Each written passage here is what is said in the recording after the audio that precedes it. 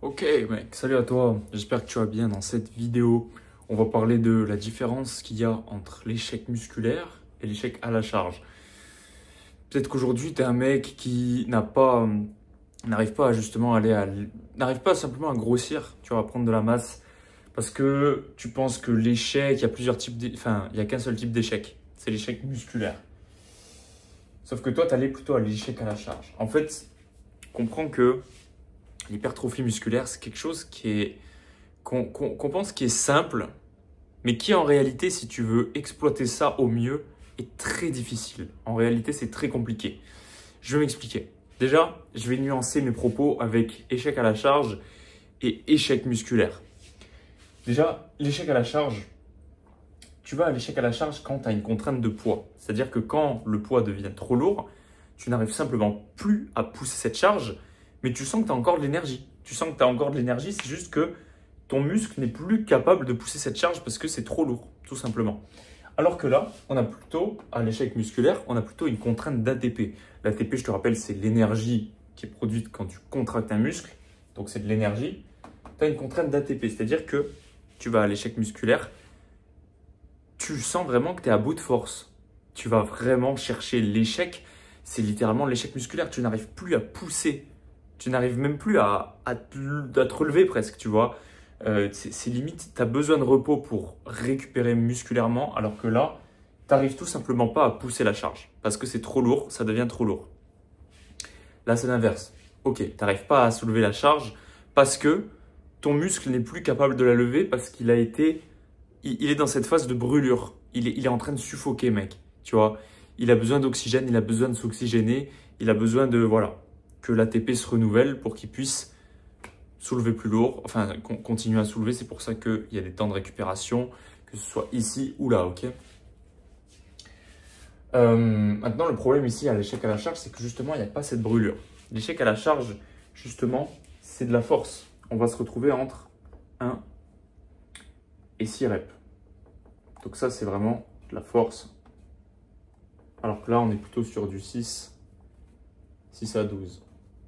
Et c'est là que ça brûle. C'est là que ça brûle. Même, tu peux aller plus haut, c'est-à-dire que tu peux monter sur du 20 répétitions. Mais là, on va rester dans l'hypertrophie dans cette vidéo, d'accord? Donc, quand tu restes dans l'hypertrophie, il faut vraiment que tu vises ce chiffre-là. Il faut vraiment que tu restes dans ce chiffre-là. Il y en a trop, il y a beaucoup de gens en fait qui pensent que l'échec à la charge, c'est le powerlifting, là ça devient à la mode, le power building et tout. C'est bien, mais quand tu commences à être chevronné, ok? Ne te lance pas là-dedans si tu es débutant, ne fais pas de l'échec à la charge. C'est idiot, ça va pas te mener quelque part. Non, non, c'est vraiment, c'est pas nécessaire, mec. Parce que de un, tu vas te cramer, ça consomme beaucoup d'énergie, le fait de faire ça. Tu vas te cramer, tu vas gagner en force, mais tu vas pas gagner en muscle. Toi, ce que tu veux, c'est gagner en muscle. Après, tu pourras gagner en force et en muscle en combinant les deux, mais c'est après, d'accord? C'est pas au début. Au début, ce qui est important, c'est vraiment que tu ailles à l'échec musculaire, donc entre 6 et 12 reps. Il faut que tu trouves une charge où tu puisses faire 6 à 12 reps. Aussi simple que ça. Et donc, tu as sûrement déjà entendu ça 1001 fois, d'accord? Mais je ne réinvente pas la roue. Je te dis juste qu'est-ce qui fonctionne depuis la nuit des temps. Et quand je te dis donc 6 à 12 reps, mec, il faut vraiment que tu ailles chercher une brûlure intense. Intense. Et tu peux sortir des clous, tu peux sortir de la boîte. C'est-à-dire que tu peux faire 6 à 12 reps et faire ce qu'on appelle des supersets, des bisets. C'est-à-dire que tu augmentes l'intensité, tu peux faire de l'isométrique, tu peux... En fait, considère que n'accumule pas les séries en fait. Fais le moins de séries possible, mais avec la plus grosse intensité possible, d'accord? Je préfère que tu fasses 3 séries ultra hardcore, voire même 2 séries ultra hardcore, plutôt que 6 à 8 séries où tu es là, tu es juste présent. Excuse-moi mec, tu fais juste tes séries, mais voilà, c'est de l'hypertrophie, c'est... parce que voilà, on a dit qu'il fallait faire entre 6 à 12 reps. Alexandre, il m'a dit de faire entre 6 à 12 reps. Non, il faut que tu fasses 6 à 12 reps, mais que derrière, tu mettes de l'intensité. C'est pour ça qu'il existe des techniques d'intensification. Tu peux faire, voilà, comme je t'ai dit, bicep, isométrique, unilatéral, tu varies. Tricep.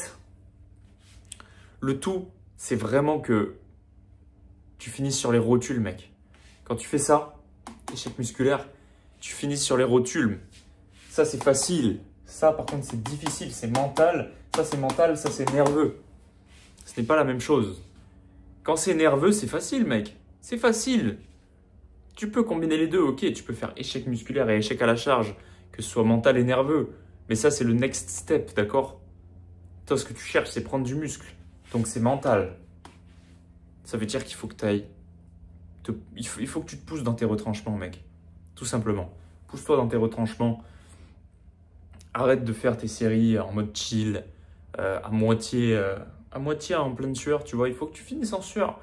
Juste un petit peu de sueur, mec, ça suffit. Sur ton t-shirt, il faut qu'on sente que tu es travaillé. Il faut que ton corps sente que tu es travaillé. Parce que c'est ton corps, en fait, quand il sent que tu travailles, même si tu fais du 20 répétitions en hypertrophie, si tu es allé à l'échec, si tu es allé au bout du bout, si tu as fait des séances intenses, même si c'était 20 répétitions, tu as déclenché ce qu'on appelle l'hypertrophie musculaire. Parce que ton corps doit s'adapter à ce que tu lui as fait subir. Alors que là, il n'y a pas d'hypertrophie, mec. Là, il y a juste un plus grand recrutement nerveux.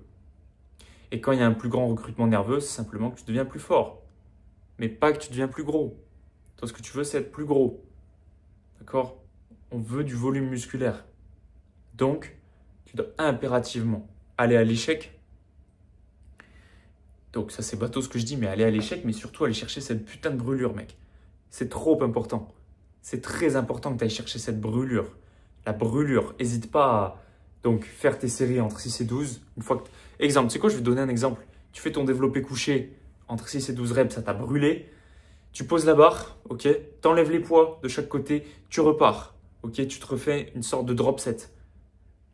Puis une fois que tu as fini ton drop set, tu fais des pompes. Tu peux faire des pompes sautées. Tu peux faire des pompes, simplement des pompes. Mais tu t'exténues, mec, tu te déglingues. C'est-à-dire que quand tu arrives sur les pompes, quand tu arrives donc sur la troisième partie du mouvement, tu n'arrives plus à repousser ton poids du sol tellement c'est compliqué. Tellement c'est pas possible. Ça devient trop difficile, mec. Excuse-moi pour les bâillements, mec. J'ai une grosse journée. D'ailleurs, je suis en jeûne là. C'est terrible, mec. Le jeûne, c'est... Bref, rien à voir. Donc oui, va chercher cette intensité. Il y aura des jours où tu vas avoir la flemme. C'est normal, baisse juste l'intensité. Voilà, sois pas con, mais comprends que le dénominateur commun, si tu es en forme, si tu as la patate, si tu as tout ce qu'il te faut, tu as toutes les ressources pour aller à l'échec, vas-y. Vas-y, mec. N'aie pas honte de te mettre en pompe devant tout le monde ou alors ou que ça te paraisse un peu trop énergivore. T'es flemmard. T'es flemmard, gros, un sportif. Il se pousse dans ses retranchements. En réalité, l'hypertrophie, c'est plutôt simple comparé à d'autres choses. Je te jure, mec. Il faut justement que ça reste dur. Il faut qu'on ramène ça à quelque chose de difficile. Regarde les bodybuilders, mec, c'est dur, c'est difficile, mec, l'hypertrophie. Ils en chient leur tripes, mec, ils vomissent. Il y a des bodybuilders qui vomissent, mec, tellement c'est difficile. Parce qu'ils se poussent dans leur retranchement. Ils se challengent. Ils se laissent pas, en fait, ils se disent que putain, il y a un mec qui travaille plus dur que moi. Et vu qu'il a travaillé plus dur que moi, il va avoir une meilleure réponse anabolique. Donc, réponse anabolique, c'est-à-dire tu as induit un stress par l'entraînement. Le corps va répondre par quoi? L'hypertrophie musculaire, le grossissement des muscles. Donc, si tu fais juste tes 6 à 12 reps tranquillement chill, tu vas progresser 3 à 4 fois moins vite qu'un mec qui se déglingue, qui compte pas forcément ses séries, ses répétitions, pardon, mais qui juste se déglingue, se zigouille à l'entraînement. Et voilà, c'est comme ça que... C'est juste logique, mec. À un moment donné, il peut pas y avoir que de la science. Il y a des efforts. Les efforts battent la science. Quand tu mets des efforts dans ce que tu fais, quand tu mets de l'effort, tu vas ressortir gagnant. C'est simple, mec. Mais c'est logique. Mets des efforts dans ce que tu fais, ok? Et tu progresseras. C'était Alex, mec. N'hésite pas à liker, à t'abonner. Et si tu veux qu'on travaille ensemble, premier lien en description. On se retrouve dans une prochaine vidéo. J'espère que celle-ci t'a plu. Si ça t'intéresse, fais-le moi savoir. Et ciao, peace.